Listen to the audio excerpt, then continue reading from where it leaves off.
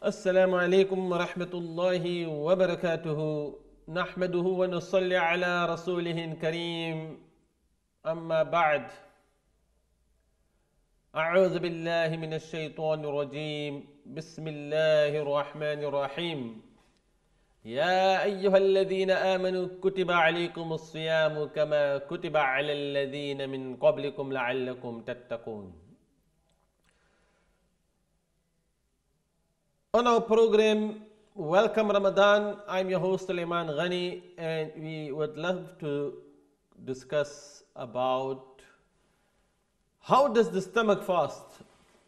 It is the month of Ramadan, we are welcoming this blessed month of Ramadan, and we are abstaining from food and drink from the time of Sahri through dawn right until the time of sunset. And it needs to be pointed out that we are in a time which is known as persistent twilight. And hence, there would be, from those who are following this type of calendar, which gives us a very early time. Here, for example, in South London, many masajid that are using the nearest day Aqrabul Ayyam timing, and they're commencing the fast from 1 hour and 23 minutes. Now, can you imagine? You commence your fast at this time and you are fasting for over 19 hours. Imagine. Now, for this entire period of time, you are keeping away from food and drink. But the question is that there are certain rules regarding fasting. Certain rules, like when we say fasting, is that you have to refrain from eating, drinking. You also have to abstain from cohabiting from the time of Subh Sadiq to sunset. When you have that intention to observe that fast, when you know it is through dawn time, then one is not allowed to, we say, do jima' or cohabiting, having a physical sexual relation between the husband and the wife. It is haram, it is forbidden in the state of fasting. This is the month, one of the pillars of Islam, and this fasting is farad upon every male person, female person who is sane, mature, and there are many benefits. Now, fasting does not only come with physical benefits, the fasting has many spiritual benefits. It is also brings many social, moral benefits. People bring good character in the state of fasting. It is a month of patience, month of tolerance, month which reminds ourselves of the poor, month where people become more charitable.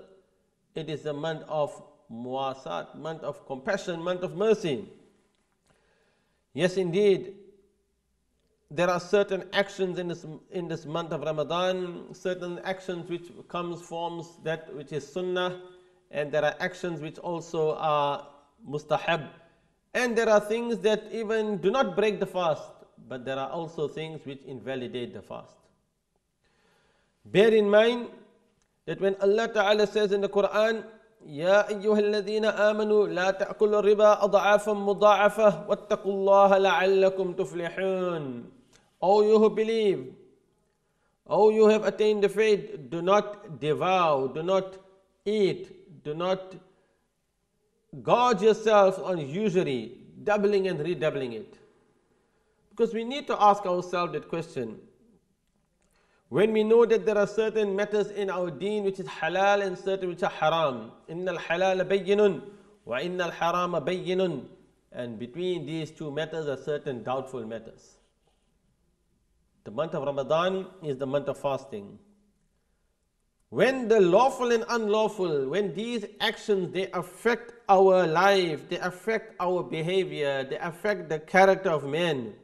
So Allah Ta'ala has ordered the Messenger Sallallahu Alaihi Wasallam, Ya ayyuha rusulu, kulu min at-tayyibati wa'amalu salihah inni bima ta'maluna alim. In Surah 23, verse 51. O messengers, kulu min at-tayyibat, partake of good things of life. Messengers are addressed to partake of the good things in life and do righteous deeds.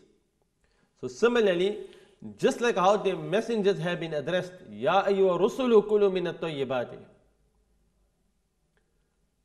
Allah Ta'ala also addresses the believers that Ya ayyuha alladhina amanu kulu min طيبات ما رزقناكم واشكروا لله إن كنتم إياه تعبدون. He says to the believers, O you who have iman, O you have people of faith, partake of the good things which we have provided for you as sustenance, and render thanks unto Almighty Allah Ta'ala.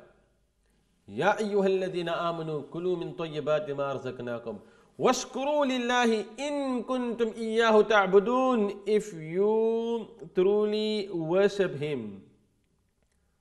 And this is in Surah Baqarah, verse 172. So we need to understand that when we're speaking about keeping fast, when we say how does the stomach fast, do you think it is sufficient for us just to keep away from food and drink?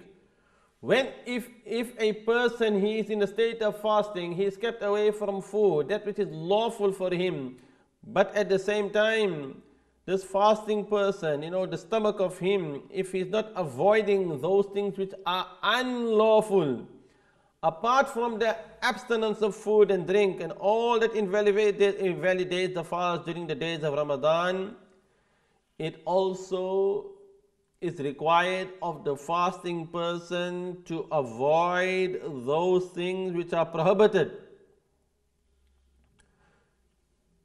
even after breaking that fast. This is a very important message. So we say it does not behove or befit of him to eat from the proceeds of riba, from the proceeds of interest. For if he does so, then this person will earn the anger of Allah. So let's think for a moment that we are welcoming this month of Ramadan, and then Allah Ta'ala in the Quran, at the same time we are reading this Quran, and the Quran is informing us very clearly that الَّذِينَ يَأْكُلُونَ الرِّبَا لَا يَقُومُونَ إِلَّا كَمَا يَقُومُ الَّذِي يَتَخَبَّطُهُ الشَّيْطَانُ مِنَ الْمَسِّ ذَلِكَ بِأَنَّهُمْ قَالُوا إِنَّمَا الْبَيْعُ مِثْلُ الرِّبَا وَأَحَلَّ اللَّهُ الْبَيْعَ وَحَرَّمَ الرِّبَا. One is that what is the condition of that person who is going to eat the riba, how he would stand on the day of Yawm al-Qiyamah, like that one who has been touched by the shaitan. That is because he says, أَحَلَّ اللَّهُ الْبَيْعَ وَحَرَّمَ الرِّبَا. They said, they actually say that bay' is just like riba. Trading business is the same as riba, but Allah Ta'ala has made bay' trading halal for you, and He has made riba prohibited, He has made it haram for you. So how can the stomach be considered fasting when it eats from unlawful food gained?